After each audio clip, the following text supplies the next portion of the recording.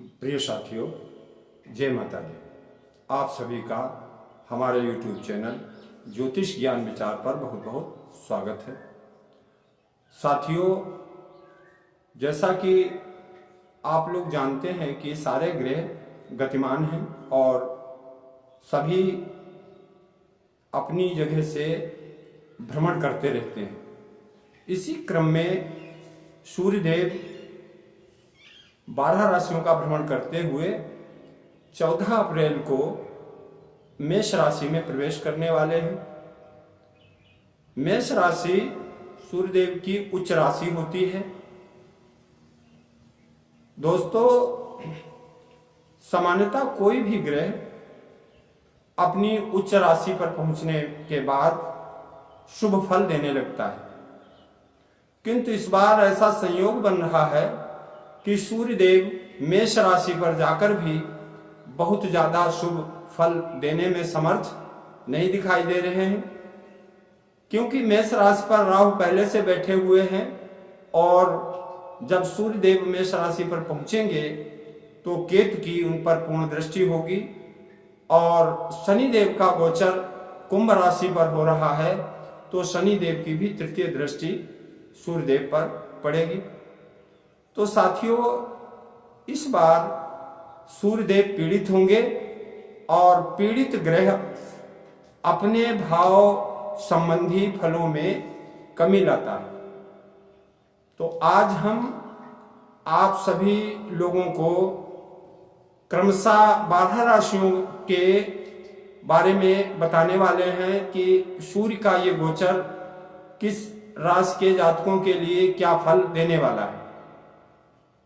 आप लोग अंत तक हमारा वीडियो देखें और हमारा चैनल सब्सक्राइब करें। साथियों, सबसे पहले हम बात करते हैं मेष राशि की।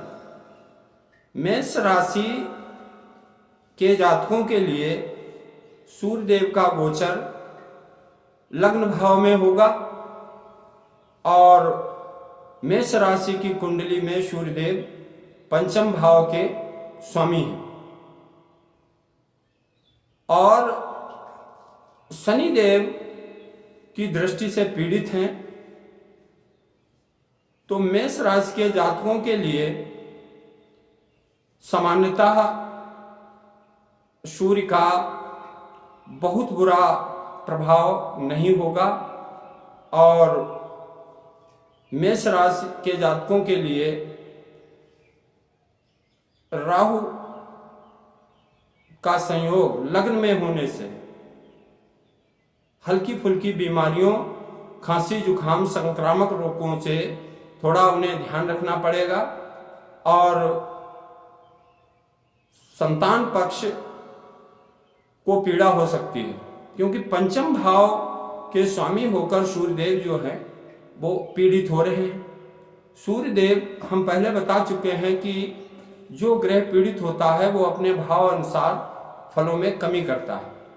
तो पंचम भाव के स्वामी होकर और पीड़ित हैं, इसलिए संतान पक्ष से समस्याएं आ सकती हैं और मानसिक पीड़ा या मित्रों से धोखा मिल सकता है। तो आप लोगों को इन विषयों में थोड़ा सतर्क रहने की आवश्यकता है और सूर्यदेव को जल वगैरह चढ़ाते रहें, उन्हें अर्घ देते रहें, तो इससे सूर्य का बल थोड़ा बढ़ेगा और उसके दुष्प्रभाव में कमी आएगी।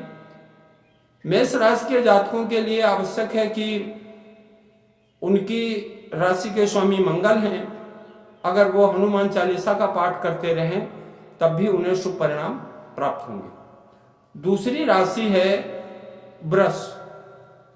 वृष राशि की कुंडली में सूर्यदेव चतुर्थ भाव के स्वामी हैं और द्वादश भाव में वो गोचर करेंगे। तो इस प्रकार चतुर्थ भाव के स्वामी होकर वो पीड़ित होंगे। चतुर्थ भाव होता है सुख का, भूमि, भवन, वाहन और माता से संबंधित होता है। तो इन चीजों में परेशानी आप लोगों को दिखाई दे सकती है कि लंबी लंबी यात्राएं आपको करनी पड़ सकती हैं आपकी माता का स्वास्थ्य खराब हो सकता है, भूमि भवन संबंधी विवाद पैदा हो सकते हैं। लेकिन इसमें एक अच्छी चीज ये है वृष राशि के जातकों के लिए कि 22 अप्रैल के बाद देवगुरु बृहस्पति जो वृष राशि की कुंडली में लाभ भाव के स्वामी होते हैं और वो 22 अप्रैल के बाद में सूर्यदेव के साथ युति करेंगे, तो लाभेश की युति हो जाएगी और देवगुरु बृहस्पति का साथ सूर्यदेव को मिल जाएगा। तो ये स्थिति आपके लिए अनुकूल हो जाएगी और जो 22 अप्रैल तक समस्याएं बनी हैं वो धीरे धीरे छटने लगेंगी।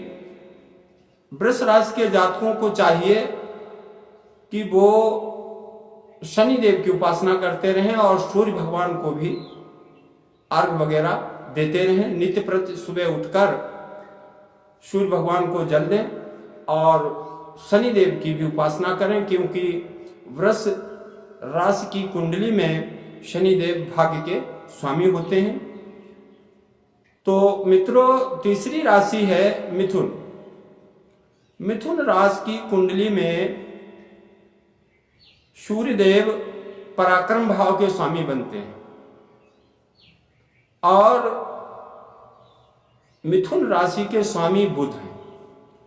तो सूर्यदेव लाभ भाव में लग्नेश बुध के साथ युति कर रहे हैं और राहु देव भी वहां बैठे हुए हैं। तो ये योग मिथुन राशि के जातकों के लिए अच्छा ही दिखाई दे रहा है, क्योंकि लग्नेश का लाभ भाव में होना कहीं ना कहीं से आपको लाभ देता ही रहेगा। आपका भाग्य शनि भी भाग्य भाव में है, भले ही आपका सूर्य पीड़ित है।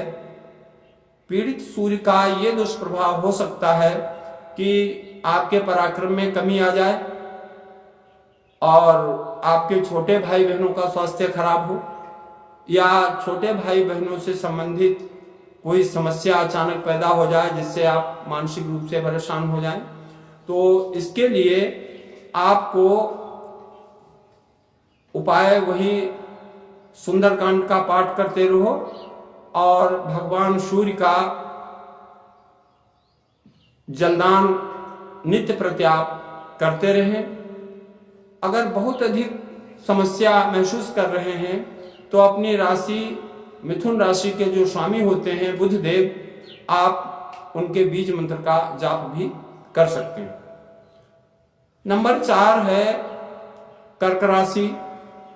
मित्रों, कर्क राशि की कुंडली में सूर्यदेव धन भाव के स्वामी होते हैं और धन भाव के स्वामी होकर वो 10वें भाव में मेष राशि पर गोचर करेंगे। दूसरी तरफ बुध देव का स्वामित्व जो है कर्क राशि की कुंडली में 12 भाव का होता है और साथ ही पराक्रम भाव के भी स्वामी बुध देव होते हैं। बुध देव और देवगुरु बृहस्पति 6वें भाव के स्वामी हैं। तो ये सारे ग्रह आपके 10वें भाव में स्थित हैं और शनि देव 8वें भाव में है। तो कर्क राशि के जातकों के लिए सबसे कठिन कार्य क्षेत्र की स्थिति रहेगी कैरियर संबंधी। उन लोगों को अपनी वाणी पर संयम रखना होगा, अपने उच्च अधिकारियों से नम्रता का व्यवहार करना होगा, अन्यथा कार्यस्थल पे वाद विवाद की स्थिति हो सकती है और उनको स्थानांतरण या पदोन्नति के योग बन सकते हैं, नौकरी में समस्या आ सकती है। इसलिए कर्क राशि के जातकों को अपने कार्य क्षेत्र में विशेष सावधानी रखने की आवश्यकता है। हालांकि पराक्रम भाव के स्वामी बुध देव 10वें भाव में विराजित हैं, तो वो अपने संघर्ष और पराक्रम से कठिनाइयों में भी रास्ता बनाते रहेंगे।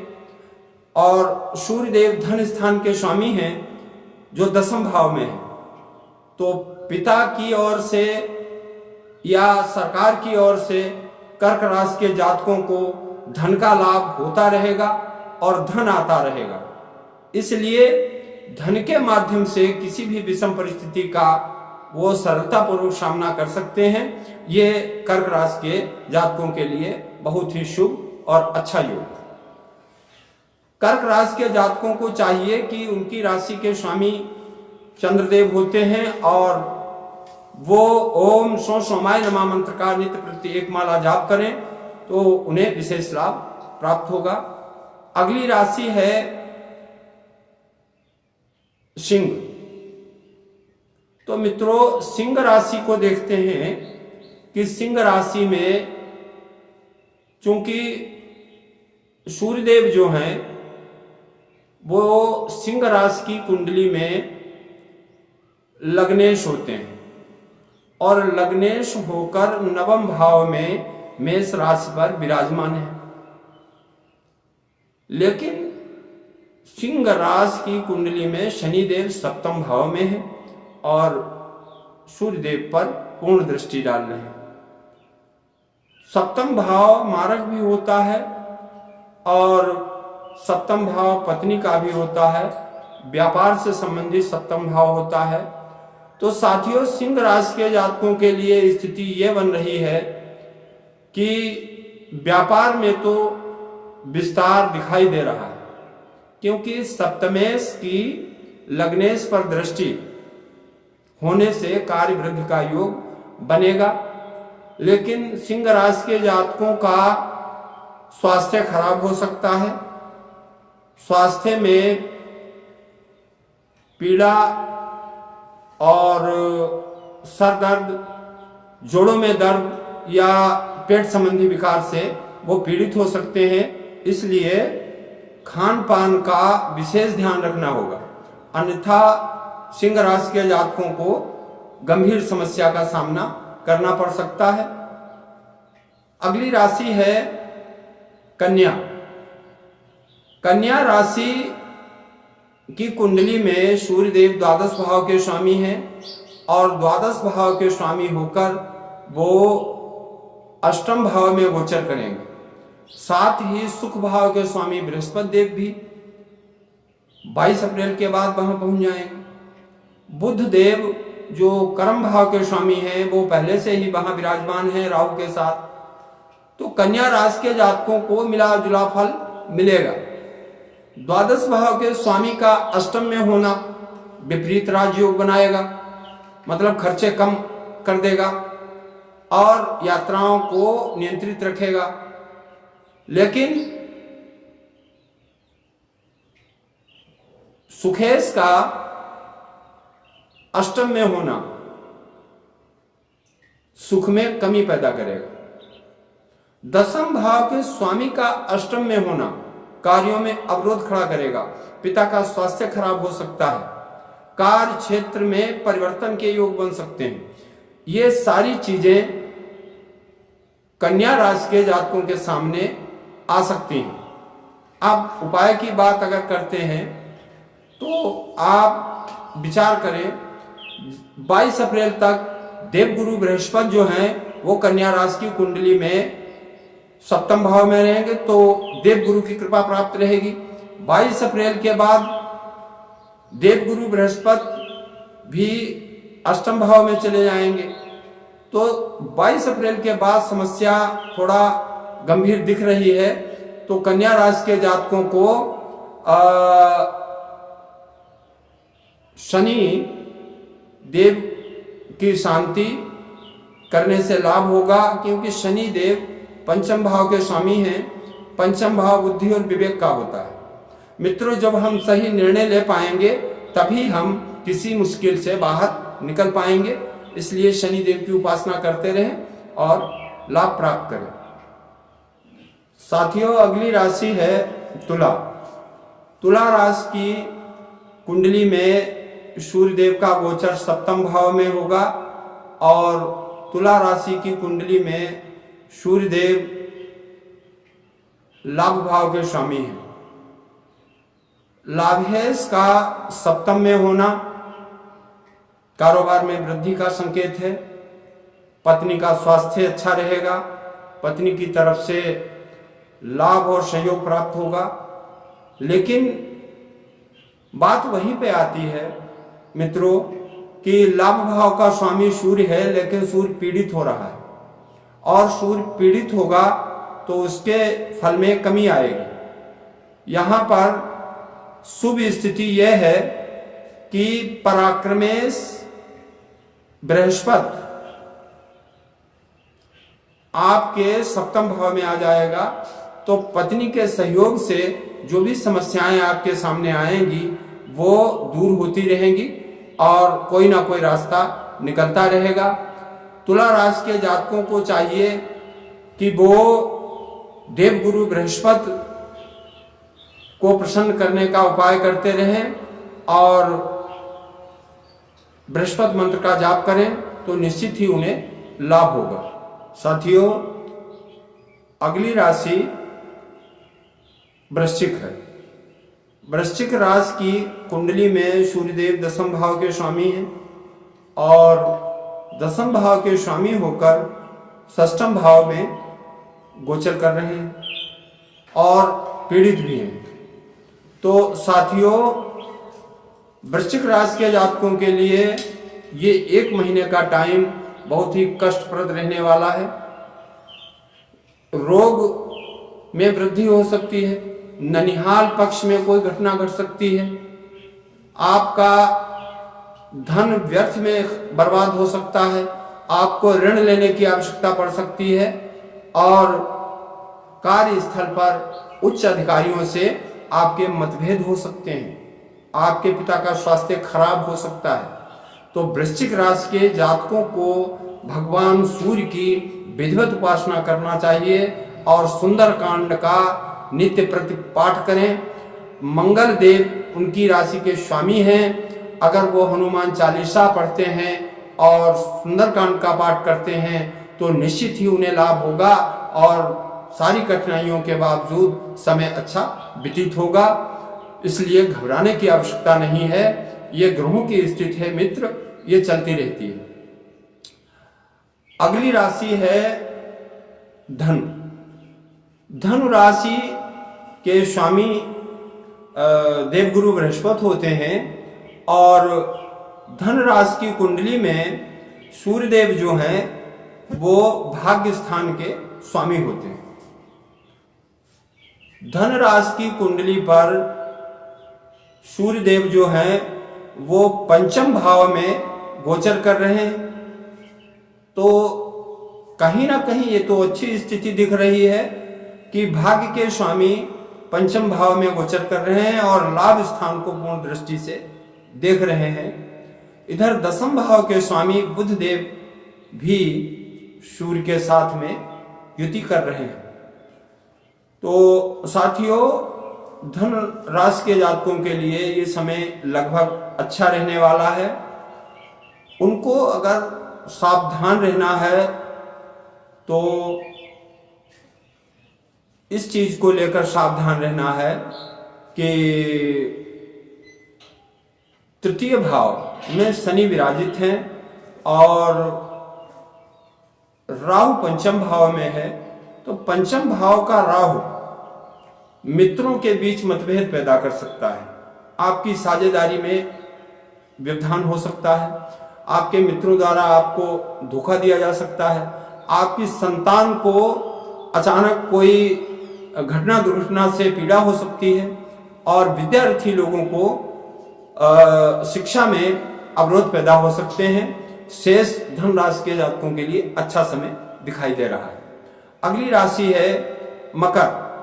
मकर राशि के जातकों के लिए सूर्यदेव अष्टमेश होकर सुख भाव में बैठे हैं और अष्टम भाव कष्ट और क्लेश का होता है, मृत्यु का होता है। अष्टमेश का पीड़ित होना कहीं ना कहीं शुभ ही होता है। तो अष्टम भाव के स्वामी होकर चतुर्थ भाव में है तो दुष्प्रभाव में कमी होगी और भूमि भवन के योग बनेंगे। परंतु मित्रों, साथ में राहु देव बैठे हुए हैं जिनकी दसम भाव पर दृष्टि है और दसम भाव पर राहु की दृष्टि है और राहु से सूर्य पीड़ित है। सूर्य दसम भाव के कारक भी होते हैं। तो मित्रों, मकर राशि के जातकों को अपने वाणी व्यवहार पे विशेष नियंत्रण रखना होगा, वाद विवाद से बचना होगा, अन्यथा कोर्ट कचहरी की समस्या उनके सामने आ सकती है और वो कानूनी परेशानी में फंस सकते हैं। अगली राशि है कुंभ। तो कुंभ राशि की कुंडली में सूर्य देव जो हैं वो सप्तम भाव के स्वामी हैं और सप्तम भाव के स्वामी होकर तृतीय भाव में गोचर करेंगे मंगल देव की राशि पर। साथ में राहु बैठे हुए हैं और 22 अप्रैल से देवगुरु बृहस्पति भी सूर्यदेव के साथ युति कर लेंगे। पराक्रम भाव में सप्तमेश होने से स्थिति ये दिखाई दे रही है कि आपके कार्य व्यवसाय की वृद्धि होगी और सहयोगियों यानी पार्टनर लोगों से आपको पूर्ण सहयोग मिलेगा। आपकी कार्य क्षमता में वृद्धि होगी। किंतु सप्तम भाव में सूर्य जो है वो राहु के साथ पीड़ित है और केतु की उस पर पूर्ण दृष्टि है। तो ये छोटे भाई बहनों के लिए मानसिक पीड़ा या शारीरिक पीड़ा पैदा कर सकता है और छोटे भाई बहनों के पक्ष से आपको कष्ट की अनुभूति हो सकती है। बाकी की स्थिति कुंभ राशि की कुंडली में बहुत ही सुंदर दिखाई दे रही है, क्योंकि राशि के स्वामी शनि देव अपनी राशि पर लग्न में विराजमान है। इसलिए कुंभ राशि के जातकों को चाहिए कि वो शनि मंत्र का जाप करते रहें और शनि देव को प्रसन्न करें। अगर लग्न का स्वामी बलवान है तो आपकी कुंडली बलवान है। अंतिम राशि है मीन और मीन राशि की कुंडली में सूर्य देव षष्ठम भाव के स्वामी हैं और द्वितीय भाव में बैठे हुए हैं, धन भाव में। तो साथियों, षष्ठमेश का द्वितीय भाव में होना धन में कमी पैदा कर सकता है, खर्चों को बढ़ा सकता है। पारिवारिक जो जीवन है, जो ज्वाइंट फैमिली है, उनमें मनमुटाव हो सकता है और बंटवारे की स्थिति पैदा हो सकती है। आप लोगों को इस विषय में सावधान रहने की जरूरत है। और मीन राशि के स्वामी देवगुरु बृहस्पति होते हैं, तो मीन राशि के जातकों को देवगुरु बृहस्पति की प्रसन्नता के लिए ओम ब्रह्म बृहस्पते नमः मंत्र का नित्य एक माला जाप करना चाहिए। इससे आपके देवगुरु बृहस्पति जो हैं वो प्रसन्न होंगे और आपके सारे कष्ट दूर होंगे। इसी के साथ आज का टॉपिक हम पूरा करते हैं। फिर मिलेंगे। जय माता दी।